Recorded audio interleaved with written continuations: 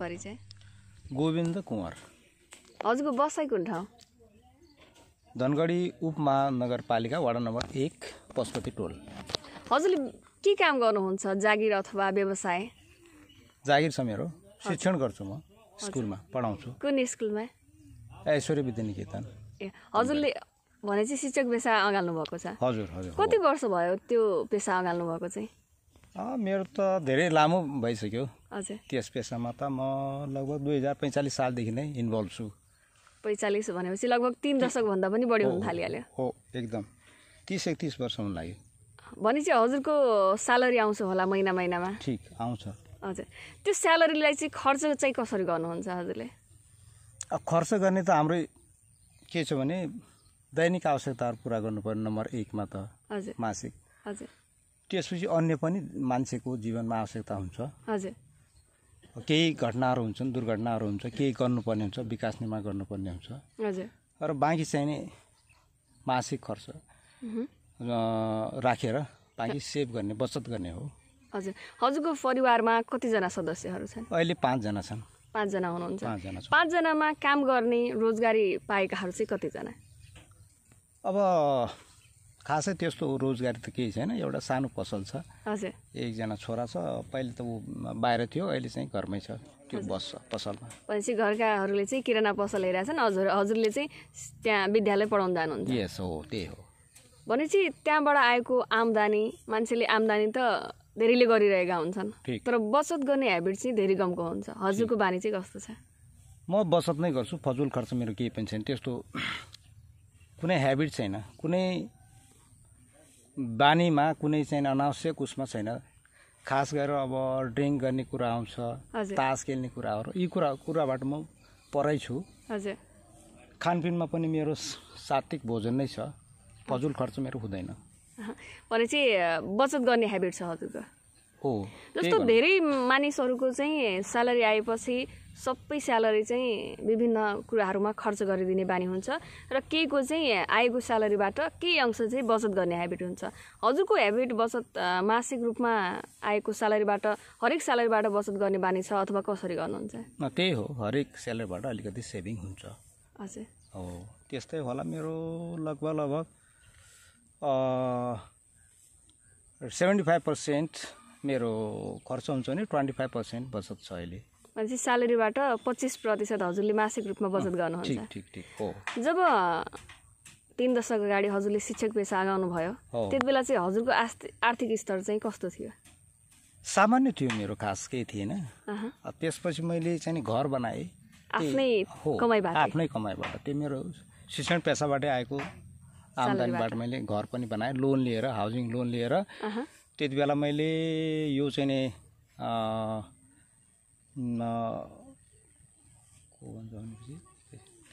Everest ब्याङ्कबाट housing loan लिएर 3 lakh रुपियाँबाट start गरेको त्यहीँबाट मैले घर बनाएँ भनेपछि घर बनाउने बेला आफूसँग भएको बचत पैसाले नपुगेर तपाईँले लोन निकाल्नु भयो लोन निकाल्नको लागि धेरैले आँट गर्दैनन् हो कमाउन सक्छु कि सक्दैन भन्ने डर लाग्छ उनीहरूले लोन निकाल्नै सक्दैनन् हजुरले आँट गरेर लोन निकाल्नु भयो लोन निकाल्ने बेला म तिर्न सक्दिनँ कि भन्ने डर लाग्यो कि लागेन डर त लागेको थियो के हुन्छ कसो हुन्छ भन्ने कुरा त मनमा त डर थियो तैपनि म्यानेज गरेँ नि ठ्याक्कै यति चाहिँ नि खर्च गर्ने यति बचाउने भन्ने कुराले मासिक नै त्यो बुझाउनु पर्थ्यो किस्ता बुझाउनु पर्थ्यो लोनको हजुर त्यहाँबाट स्टार्ट गरेर मैले त्यो सफल नै भयो 8-9 वर्षको थियो त्यो मैले आफ्नो ठिक समयमा मैले त्यो तिरेँ कुनै त्यसमा टेन्सन भएन म्यानेज नै गरेँ त्यो व्यवस्थित भयो हजुर भनेपछि म तिर्न सक्छु म कमाउन सक्छु भन्ने हजुरलाई आँट भयो म बचत गर्न सक्छु लोनको लागि भन्नु पर्यो निकाल्नु भयो तिर्नु भयो पछि धेरै मान्छेहरू पैसा कमाए पनि बचत गर्न सक्दैनन् उनीहरूले बचत गर्नै सकिँदैन खर्च धेरै हुन्छ भनेर भन्छन् हजुरको अनुभवले चाहिँ के भन्छ बचत चाहे भने गर्न सकिँदो रहेछ कि नसकिँदो बचत गर्न सकिन्छ त्यो मान्छेमा योजना हुनु पर्यो प्लान हुनु पर्यो सङ्कल्प हुनु पर्यो गर्न सकिन्छ अलिअलि अंश त हजुरले ब्याङ्कहरूमा खाता खोल्नुभएको छ अथवा समूहमा आबद्ध हुनुभएको कस्तो छ ब्याङ्कहरूमा पनि खाता छ समूहहरूमा पनि यसो म आबद्ध भइरहेकै हुन्छु सानोतिनो भनेपछि हजुरले बचत गरिराख्नु भएको छ जिन्दगीमा त्यो बचतको चाहिँ महत्त्व चाहिँ कतिको हुँदो रहेछ लाग्छ हजुरलाई महत्त्व त धेरै छ नि मान्छेलाई जीवनमा सङ्कटहरू अप्रत्याशित सङ्कटहरू पनि आइपर्छन्। त्यस्ता सङ्कटहरू टार्नको लागि त आर्थिक साधन मात्र एक मात्र उपाय हो। हजुर हो, त्यो बचतको धेरै ठुलो महत्त्व छ। बचत त गर्नै पर्छ। हजुरको जीवनमा पनि त्यस्तो अनुभव जो बचतले गर्दाखेरि समस्या टरेको होस्? हो, धेरै छन् अनुभवहरू। बिरामी परेको बेला, अर्को समस्या आएको बेला हजुर त्यसले राम्रै सहयोग गरेको छ। हजुर जस्तो घरको सामान ल्याउने जिम्मा चाहिँ कसको छ हजुरको परिवारमा चाहिँ? प्राय मै आफै म्यानेज गरेर आउँछु। त्यो त हजुरले ल्याउन जानुहुन्छ हैन? सामान ल्याउन जाँदाखेरि चाहिँ पैसा हातमा समातेर योजना बिना नै जानुहुन्छ अथवा योजना बनाएर त्यसपछि सामान किन्न जानुहुन्छ? सामान्य योजना बन्छ त्यो। अब त्यस्तो लिखित भने पनि मानसिक रूपमा त्यो योजना बनेकै हुन्छ। योजना बनाएर यदि खर्च गर्न गयो भने, सामान किन्न गयो भने के फाइदा हुँदो रहेछ हजुरको अनुभव? कुनै पनि काम योजनाबद्ध गर्यो भने त्यसमा सफलता पाइन्छ। योजना बनाउनु भने एकचोटि सोच्नु हो त्यसको परिणामहरू के होला कसो होला भनेर। काम त हामीले सोचेर नै गर्नुपर्ने हुन्छ। सफलता मिल्छ त्यसमा, ठिकै हुन्छ। हजुर सन्तुलन हुन्छ खर्चमा सबै। योजना नबनाइ गयो भने सामानहरू सबै किनु लाग्ने हैन? अलि बढी खर्च भन्ने जस्तो होला। कहिलेकाहीँ पैसा पुग्दैन त्यसो गरे। बिना योजना गयो भने त अर्को चिजको पनि त हजुर चाहना हुन्छ। हजुर त्यसमा सफलता मिल्दैन। योजना अनुसार नै जानुपर्छ। मान्छेले घरमा प्लान बनाउने, सोच्ने, त्यतिकै मात्रामा पैसा बोकेर जानुपर्छ। लगभग पुरै नभए पनि केही न केही योजना त बनाउनै पर्छ। हजुर हजुरले शिक्षक पेसा अगाल्दाखेरि हजुरको उमेर चाहिँ कति थियो लगभग? मैले यस्तै 27 इयर्सबाट 26बाट स्टार्ट गरेको। 26 वर्षको उमेरदेखि मेरो शिक्षण भएको हो। भनेपछि अहिले धेरै जसो युवाहरू त्यो एजको चाहिँ बेरोजगार भएर बसेका छन्। उनीहरू रोजगारी नै छैन भनेर पढे लेखेका युवाहरू पनि यत्तिकै बसिरहेको अवस्था छ। हजुरलाई के लाग्छ कि यहाँ रोजगारी नै नभएको हो त? मलाई त लाग्छ रोजगार त धेरै छ नेपालमा, तर गर्ने बानी छैन खास गरेर। अहिले चौधरी युवाहरू काम गरेर आएको देख्छु मैले। जे पनि काम गर्छन्। अरू बाँकी हाम्रो पहाडी समुदायको युवाहरूले काम गरिरहेको देखिँदैन। तिनीहरू ठुलै पोस्ट चाहने, बढी नै पैसा चाहना हुन्छ तिनीहरूको। त्यो चाहिँ सम्भव छैन। रोजगार भनेको कामहरू त विभिन्न प्रकारको हुन्छ। कुनै पनि कामलाई हामीले अवमूल्यन गर्न मिल्दैन। जे पनि काम गर्ने हो, तर काम गर्ने प्रवृत्तिको विकास भएको छैन नेपाली युवाहरूमा। यहाँ देखिन्छ कि कतिपय काम गर्नुको लागि लेबर नै पाउँदैन, मेन पावर नै पाइरहेका छैन। त्यस्तो अनुभव पनि छ बजार एरियातिर। हजुर तर काम गर्दा काम त जे पनि छ। यहाँ काम नगर्ने बानी मात्रै भएको हो। हजुर धेरै जसोको मोह चाहिँ सरकारी जागिर हुन्छ। उहाँहरूले सरकारी जागिर पाउनु भएन भने हरेस खाएर यत्तिकै बरु घरमा बस्ने, अरू काम चाहिँ म गर्दिनँ भन्ने हट लिएका हुन्छन्। उहाँहरूलाई के भन्नुहुन्छ कि पैसा भन्ने कुरा सरकारी जागिरमा मात्रै हुन्छ त? होइन, अब सरकारी जागिर त कति हुनु र देशमा? सरकारी सबै ठाउँमा सरकारी जागिर त सम्भव छैन। जे पनि काम गर्ने हो। हजुर काम कुनै पनि सानो ठुलो हुँदैन। रोजगार रहने हो। त्यसैबाट सानोबाट ठुलो सफलता प्राप्त हुन सक्छ। आर्थिक अवस्था पनि समृद्ध बनाउन सकिन्छ। कुनै पनि कुरालाई सानो आकलन गर्नु हुँदैन, किनभने सानैबाट ठुलो हुने हो। हामीले सफल मान्छेहरूका उदाहरण पनि देखेका छौँ। सानो कामबाट ठुलो, सानो व्यवसायबाट ठुलो व्यवसाय, सानो उद्योगबाट ठुलो उद्योग स्थापना गरेको उदाहरणहरू पनि छन्। त्यस हिसाबले कुनै पनि कुरालाई सानो भनेर मिनिमाइज गर्नु हुँदैन, अवहेलना गर्नु हुँदैन। त्यहीबाट ठुलो हुने सम्भावना हुन्छ। हजुरको अनुभव, हजुरले काम गरिरहेको ठाउँ चाहिँ प्राइभेट नै हो अथवा सरकारी?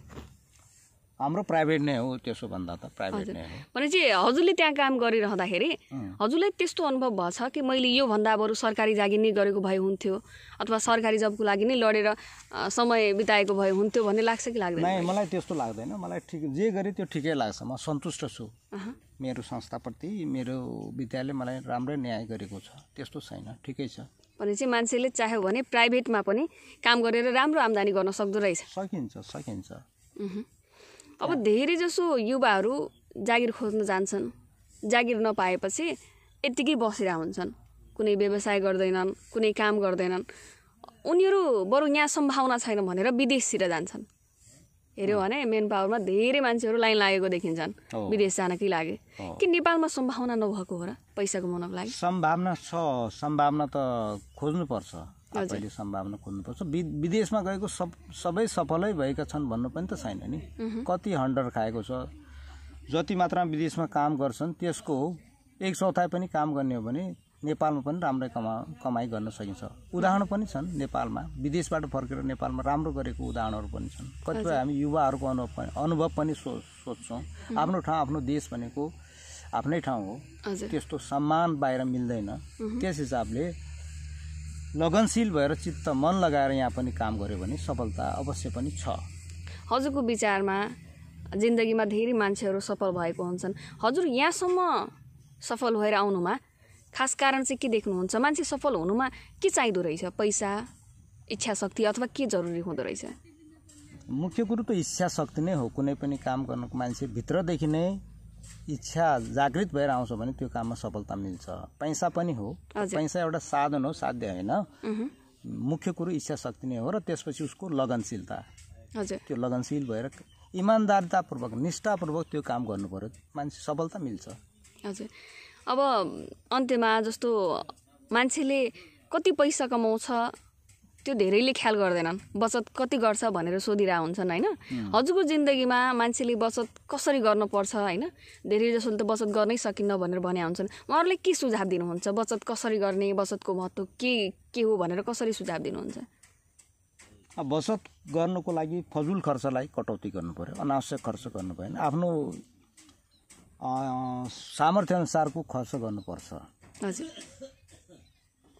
भनेपछि केही अंश त्यसको बचत गर्नै पर्छ। किन बचत भनेको भविष्यलाई सुरक्षित गर्ने साधन हो, भविष्यको लागि गर्नुपर्छ। हजुर, अब अनावश्यक खर्चहरू कटौती गर्नु पर्यो। स्रोत साधनको अधिकतम सदुपयोग गर्नुपर्ने हुन्छ। त्यसलाई जहाँसम्म त्यसको क्षमता छ त्यहाँसम्म त्यसलाई सदुपयोग गर्नुपर्छ। हाम्रो जस्तो कमजोर आर्थिक भएको समाजमा अब विदेशमा त ठिकै छ, जति खर्च गर्यो त्यतिकै नै त्यसमा उत्पादन हुन्छ भन्ने मान्यता पनि छ अर्थशास्त्रको नियमअनुसार त। तर हाम्रो देशको अवस्था हेर्दा बचत गर्नु नै छ। मान्छे किन आय स्रोत कम छ नि त, त्यति बेला त जे छ साधन त्यसको अधिकतम सदुपयोग गर्नु पर्यो। खर्चहरू सकेसम्म मिनिमाइज गर्नु पर्यो, अनावश्यक खर्च गर्नु भएन, धेरै त्यसमा उत्तेजनामा पनि बग्नु भएन। त्यस हिसाबले भविष्यलाई देखेर आफ्नो क्षमता अनुसार काम गर्यो भने अवश्य पनि बचत गर्न सकिन्छ र केही अंश बचाएर राख्नुपर्छ। त्यो होइन कि जति कमायो त्यतिकै खाइदिने कुरा भएन। हजुर, भनेपछि अन्त्यमा जो यतिकै बसेका युवाहरू छन्, यहाँ काम नै छैन, व्यवसाय नै छैन भनेर यतिकै बरालिएर हिँडेर जो युवाहरू छन्, उहाँहरूलाई सुझाव चाहिँ के दिन चाहनुहुन्छ? आशावादी भन्नुहोस्, युवाहरू चाहिने देशलाई माया गर्नुहोस्। सबैभन्दा पहिला हाम्रो देश हो, देशलाई माया गर्नुहोस्। आफ्नो घर परिवार समाजलाई माया गर्नुहोस्, काम गर्नुहोस्। जे पनि काम छ, नेपाल यस्तो देश छ जहाँ चाहिँ धेरै सम्भावनाहरू छन्। कृषिको क्षेत्रमा सम्भावना छ, उद्योगको सम्बन्धमा सम्भावना छ। जे पनि सानोदेखि ठुलो काम, नेपाल भनेको यस्तो देश हो जहाँ चाहिँ सम्भावना नै सम्भावना भएको देश हो। यहाँ क्रान्ति नै हुन सकेको छैन। आफ्नै देशमा आफ्नो दिमाग लगाउनुहोस्, बाहिर नजानुहोस्। तपाईँलाई सम्मान पनि पाउनुहुन्छ नेपालबाट, साथसाथै कमाइ पनि सम्भव छ। त्यसै विचलित हुनु भएन। अर्काको देशको हो होइन, अर्काको भूमिमा रगत पसिना बगाउनु भन्दा आफ्नै भूमिमा त्यो गर्दा राम्रो होला। सन्तुष्टि पनि त हुन्छ नि। आखिर शिर ठाडो गरेर तपाईँ यही भूमिमा आफ्नो परख देखाउन सक्नुहुन्छ। प्रदर्शन गर्ने बेला यही हो। यो चाहिँ खास गरेर युवाहरू अहिले बढी जागरुक पनि हुनु छ। हामी आर्थिक रूपले अलि विपन्न छौँ, त्यही हिसाबले हामी सबै क्षेत्रबाट अवहेलित पनि भएका छौँ। के पैसा मात्रै ठुलो कुरा हो त? जस्तो पैसा कमाउनको लागि पैसा नै हुनुपर्छ भन्ने धेरैको मान्यता हुन्छ नि त। पैसा नभइकन पनि मान्छेले व्यवसाय गर्न सक्दैन र? थोरै पुँजीबाट, थोरै लगानीबाट पैसा चाहिन्छ भन्ने कुरो गलत हो। अब हामीले सफल मान्छेहरूको दृष्टान्त हेर्दाखेरि सानो पुँजीबाट, सानो जिरोबाट तिनीहरूले सुरु गरेको हामी उदाहरणहरू पाउँछौँ। त्यस हिसाबले पनि पहिला त सकारात्मक सोच हुनु पर्यो। यही ठाउँमा केही गर्न सकिन्छ भन्ने मन बनाउनु पर्यो, सोच बनाउनु पर्यो। तब चाहिँ तपाईँले निष्ठापूर्वक काम गर्यो भने सफलता त छ त यहाँ। किनभने नेपालमा त अन्डर डेभलप्ड, विकास गर्नुपर्ने धेरै क्षेत्रहरू छन्, धेरै ठाउँहरू छन्। यहाँ चाहिँ नि होइन, विभिन्न कृषिमा आधुनिकीकरण गर्न सकिन्छ, अर्को गर्न सकिन्छ, अर्को गर्न सकिन्छ। हामी त अझै विकासकै प्रारम्भिक चरणमा छौँ नि त। यही समयमा तपाईँले चाहिँ नि कहीँबाट इन्सेन्टिभ लिन सक्नुहुन्छ, यसै क्षेत्रमा नमुना बन्न सक्नुहुन्छ। हस्, समय दिनुभयो त्यसको लागि धेरै धेरै धन्यवाद। धन्यवाद, यहाँलाई पनि धेरै धेरै धन्यवाद मलाई बोल्ने मौका दिनुभएकोमा।